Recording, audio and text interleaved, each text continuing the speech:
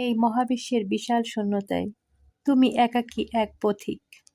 জন্ম মুহূর্তে যখন তুমি এই পৃথিবীতে চোখ মেলেছিলে, তখন তোমার সাথে কেউ ছিল না। আবার যখন এই মাটির পৃথিবী ছেড়ে চলে যাবে, তখনও তোমার সাথে কেউ থাকবে না। মাঝখানের এই সময়টুকুতে আমরা মায়ার এক রঙিন চাদর গায়ে জড়িয়ে ভাবি কেউ একজন আছে যে আমাকে বুঝবে, কেউ একজন আছে যে আমাকে সুখে রাখবে। কিন্তু সত্য অত্যন্ত কঠোর এবং শীতল। তুমি যার কাঁধে মাথা রেখে সুখ খুঁজছ, সেই মানুষটি নিজেই নিজের অস্থিরতার ভারে নুয়ে আছে।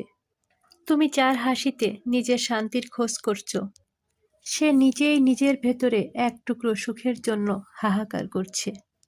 এই বিশাল ব্রহ্মাণ্ডে তোমার অস্তিত্ব কেবল তোমার নিজের কাছেই সীমাবদ্ধ। অন্য কেউ তোমাকে পূর্ণতা দেবে, এই আশা রাখা মানে হলো মরীচিকার পিছনে আমৃত্যু ছুটে চলা। গভীরভাবে ভেবে দেখো, যখন গভীর রাতে চারপাশ নিস্তব্ধ হয়ে যায়, তখন তোমার ভেতরের হাহাকারটা কেবল তুমিই শুনতে পাও, অন্য কেউ নয়। তাই অন্যের হৃদয়ে নিজের ঘর বাঁধার চেষ্টা ছেড়ে দাও। কারণ মানুষের মন হলো বহমান বাতাসের মতো, যা আজ তোমার পক্ষে, কাল হয়তো তা অন্য কারো অজানার টানে তোমাকে ফেলে চলে যাবে। নিজেকে ভালোবাসতে শেখো, নিজের নিঃসঙ্গতাকে উৎসব হিসেবে গ্রহণ করো। কারণ দিন শেষে তোমার আয়নায় প্রতিফলিত ওই মানুষটি ছাড়া এই পৃথিবীতে তোমার আপন আর কেউ নাই। আমরা সবাই এখানে একটি একক সত্তা হিসেবে এসেছি। যাকে তুমি তোমার জীবন বলছো, যাকে তুমি পরম আত্মীয় ভাবছো, তারা আসলে সবাই সময়ের স্রোতে ভেসে আসা একটি চরিত্র মাত্র। তোমার সুখের চাবিকাঠি যদি অন্য কারো হাতে থাকে, তবে চিরকাল তুমি তাদের দাস হয়ে থাকবে।